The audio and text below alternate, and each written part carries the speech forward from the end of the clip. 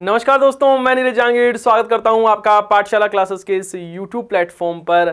आज के सेशन में हम बात करने वाले हैं रीट पात्रता परीक्षा के बारे में कि यदि आप सोच रहे हो कि साहब रीट पात्रता परीक्षा है उसका एग्जाम कब होने वाला है, हमें तैयारी कैसे करनी है, जो नया पैटर्न है वो कैसा हो सकता है, साथ ही रीट पात्र परीक्षा है क्या, कैसे पेपर होगा, सिलेबस क्या क्या होता है, कौन कौन इसमें अप्लाई कर सकता है, हर एक चीज के बारे में आज के सेशन में हम डिटेल से डिस्कशन करने वाले हैं। तो सेशन को आपको लास्ट तक देखना है। सबसे पहले हम बात करें साहब ये रीट पात्रता परीक्षा है क्या। तो यदि आपकी इच्छा है साहब राजस्थान में टीचर बनने की, तब आपको ये पात्रता परीक्षा एलिजिबिलिटी टेस्ट है वो देना होता है और इसका नाम है साहब रीट पात्रता परीक्षा।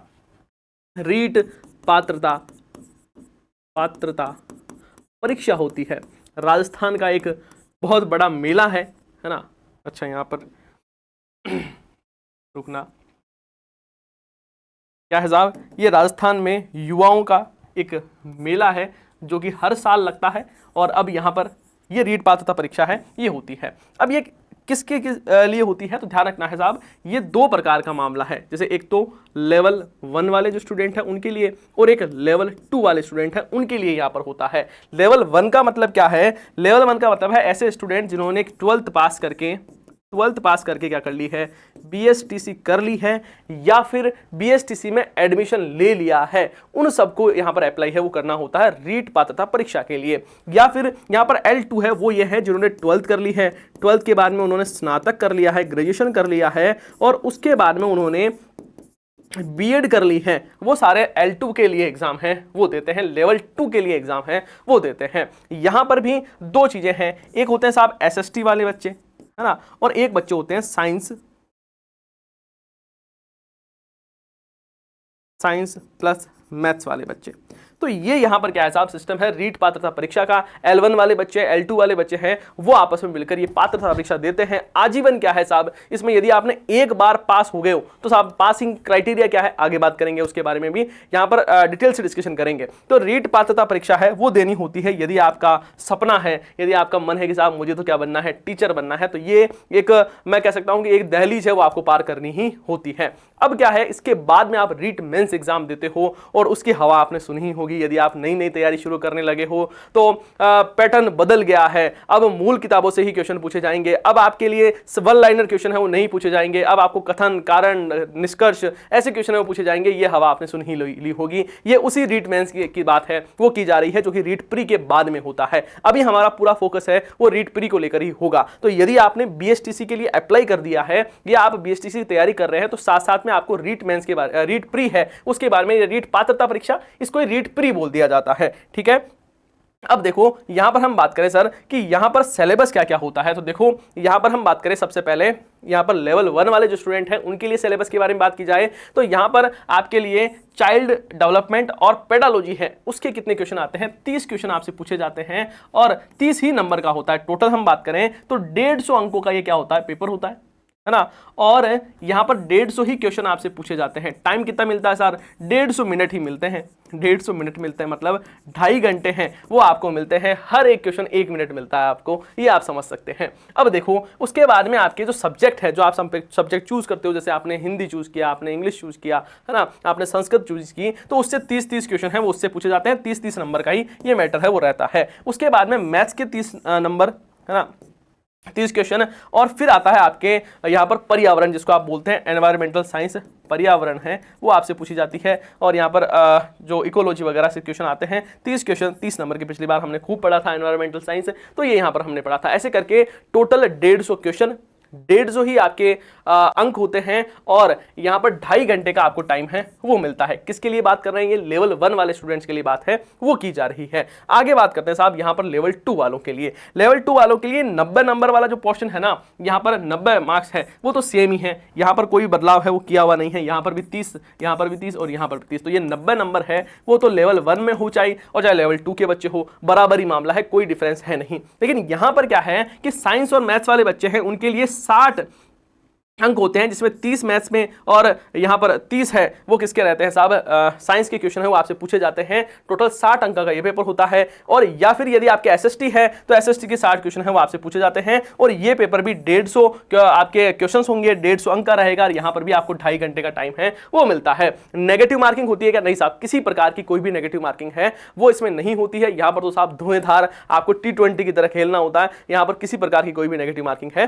वो नहीं होती है। अब यहाँ पर बात करें सर मिनिमम पासिंग मार्क्स क्या है, तो ध्यान रखना है आपके लिए जनरल से हो तो आपको 60% है वो लाने होंगे। मतलब क्या हुआ, 90 अंक है वो आपको मिनिमम लाने होंगे। देख लो 150 का 60% निकालो, है ना, 60/100, ये 2 बार, ये 3 बार, ये 30 और ये कितने हो गए साहब 90। तो आपको मिनिमम 90 अंक है वो क्या लाने होंगे, तभी आप यहां पर इसको क्वालिफाई है वो कर पाओगे। एक बार यदि पास कर लिया आजीवन मामला सेट है ना, ऐसा कहा जाता है। बाकी एसटी के लिए 55, फिर वो जो क्राइटेरिया है आप जिस कैटेगरी में आते हो उसके अनुसार अलग अलग क्राइटेरिया है वो दिया हुआ है। अब आती है मूल बात कि सर बाकी सब ठीक है, लेकिन आप हमें ये बताइए कि ये रीट प्री वाला एग्जाम है वो होगा कब, एग्जाम है वो कब होने वाला है। तो बात करें हम एग्जाम के बारे में तो ध्यान रखना कि यहाँ पर जो माध्यमिक शिक्षा बोर्ड अजमेर है वो आपके एग्जाम कंडक्ट करवाता है। और जैसे ही 10th 12th के एग्जाम होंगे, ये कहा जा रहा था कि आपकी ये है रीट प्री है वो करवाया जा सकता है। लेकिन आपको मानकर ही चलना है कि अभी आपके लगभग जून और जुलाई महीने में होने की संभावना है, ये संभावना है। वैसे कई जगह आगे भी बताया जा रहा है, लेकिन नहीं मैं आपको कभी भी वो डेट नहीं बताता हूं जब तक फिक्स ना हो जाए, जब तक ऑफिशियल डाटा नहीं आ जाए तब तक मैं पहले का बताता हूं। उससे क्या हो कि आप थोड़ी बेहतरीन तैयारी कर सकें। मान लो मैं आपको बताऊं कि साहब एग्जाम है वो आज के 10 दिन बाद होने वाला है और एग्जाम 15 दिन बाद हो जाए तो बड़ी कोई तकलीफ नहीं है। लेकिन मैं कह दूं कि साहब एग्जाम 15 दिन बाद होने वाला है और एग्जाम हो जाए 10 दिन बाद में, क्योंकि ये तो संभावनाओं का गेम है। कोई भी टीचर कोई भी आपको बता रहा होगा वो संभावित बता रहा है, कोई भी ये नहीं कह सकता कि साहब इस दिन होगी ही होगी, ऐसा कुछ भी नहीं है। ये सारी संभावनाएं हैं। बस मैं आपको ये कहना चाहता हूं कि एग्जाम जल्द होने वाले हैं और रीट की बहुत बड़ी वैकेंसी आपको साल 2027 में देखने को मिलेगी, है ना भाई। लास्ट में होंगे आपके एग्जाम मेंस के, तो यहां पर मानकर चलना है कि यदि बहुत सारे इस बार भी ऐसे स्टूडेंट्स थे जिनकी रीट प्री पास नहीं कर पाए थे, उसकी वजह से मेंस नहीं दे पाए। वैसे मेंस तो था ही ताबड़तोड़, तो बहुत सारे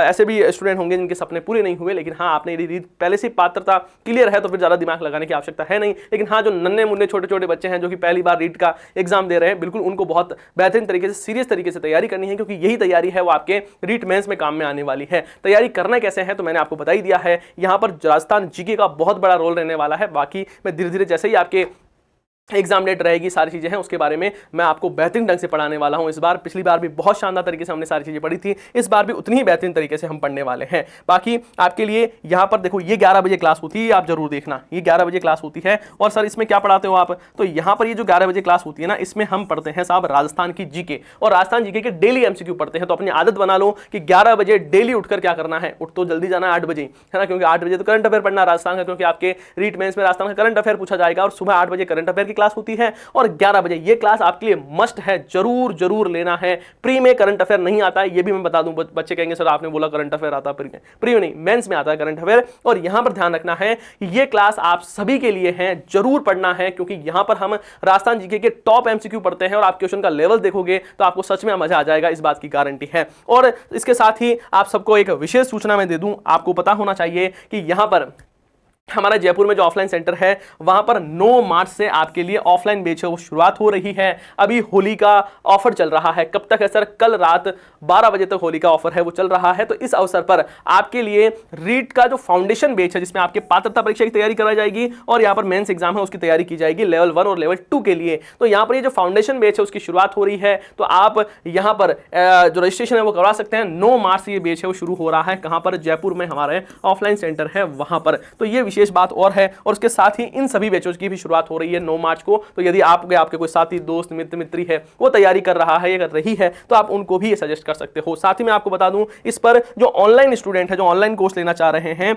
ऑनलाइन कोर्स लेना चाह रहे हैं उन सब के लिए भी विशेष सूचना ये है कि आपके लिए 50% का ऑफ है वो दिया जा रहा है सभी ऑनलाइन कोर्सेज पर। तो आपको पाठशाला क्लासेस का एप्लीकेशन है वो डाउनलोड कर लेना है, वहां पर आपको तमाम प्रकार की जानकारी है वो मिल ही जाएगी। साथ ही ये सेशन कैसा लगा है उसके बारे में आपको बताना है, और किसी प्रकार का कोई डाउट हो, कोई चीज पूछनी हो तो वो आप कमेंट बॉक्स में पूछ सकते हो। सर आप कहोगे सर ये नया पैटर्न क्या है, नया पैटर्न आपको 11 बजे वाली क्लास में पता लग जाएगा। जब क्वेश्चन के लेवल देखोगे तो आपको पता लगेगा कि कैसा लेवल है वो आपसे एग्जाम में पूछा जा सकता है। बेहतरीन तरीके से तैयारी करनी है, अभी से ही आपको तैयारी है वो शुरू कर देना है। ये नहीं सोचना है कि साहब बाद में तैयारी करूंगा, क्योंकि बाद में फिर कुछ नहीं है। अपने बड़े भाई है जिन्होंने मेंस एग्जाम दिए हैं, बड़े बहन और भाई है जिन्होंने मेंस एग्जाम इस बार दिया है, उनसे एक बार पूछ लेना कि पेपर कैसा था। आपको खुद को समझ में आ जाएगा कि तैयारी है वो अभी से आज से ही करनी होगी। आप सभी का बहुत बहुत धन्यवाद। हम मिलते हैं नेक्स्ट सेशन में। जय हिंद, जय भारत।